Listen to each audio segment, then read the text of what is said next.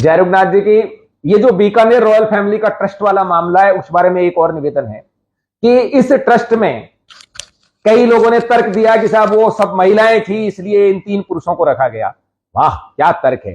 तो ये 3 पुरुष, ये शर्मा जी, ये भोजक, यही मिले। उसमें यदि पुरुष ही रखना जरूरी था तो मधुलिका बाईसा क्या बेटा है, उसे रख लेते। मधुलिका जी इसकी 1/3 की हिस्सेदार हैं, जिसे राजश्री कुमारी जी 1/3 की हिस्सेदार हैं। जैसे ये अपने सिद्धि कुमारी जी और महिमा दोनों मिलकर 1/3 की हिस्सेदार हैं, तो मधुलिका जी के बेटे को रख लेते।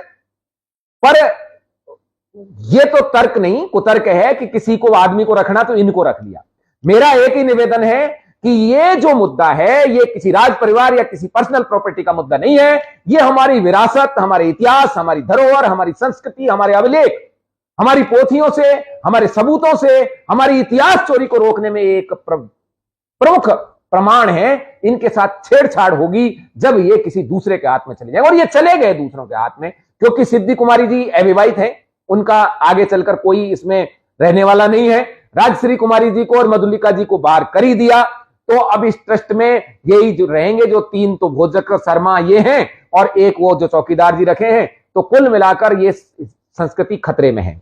ये महाराज गंगा सिंह जी का परिवार है। महाराज गंगा सिंह जी के पुत्र थे महाराज करणी सिंह जी और महाराज अमर सिंह जी। और महाराज करणी सिंह जी और महाराज अमर सिंह जी के महाराज करणी सिंह जी के 3, जिनमें 2 बेटी और 1 बेटे महाराज नरेंद्र सिंह जी और उनकी दोनों बेटियां, इन परिवार तक ही सीमित नहीं हो सकता। ये पूरे बीका राठौड़ों की संपत्ति है, पूरे बीका राठौड़ों की इज्जत का सवाल है। इसलिए हर बीकानेर का, बीका राठौड़ ही नहीं, बीकानेर का तो प्रत्येक व्यक्ति, और राठौड़ों में पहले बीका और फिर सभी राठौड़ और फिर सारे क्षत्रियों की ये जिम्मेदारी बनती है कि इस विरासत को बचा लें, इस धरोहर को बचा लें। वरना इसी तरीके से ट्रस्टों में बदल बदल के आदमियों को, अभी बीकानेर गया है, कल उदयपुर जाएगा, परसों जोधपुर, फिर जयपुर, फिर अलवर, सब समाप्त हो जाएंगे।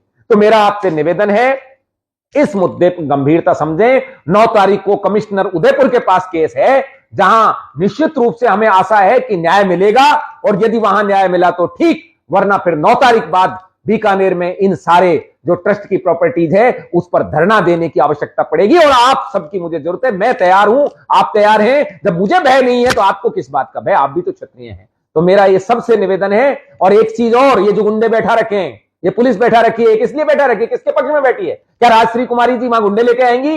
राजश्री कुमारी जी वहां के ऐसी महिलाएं हैं क्या?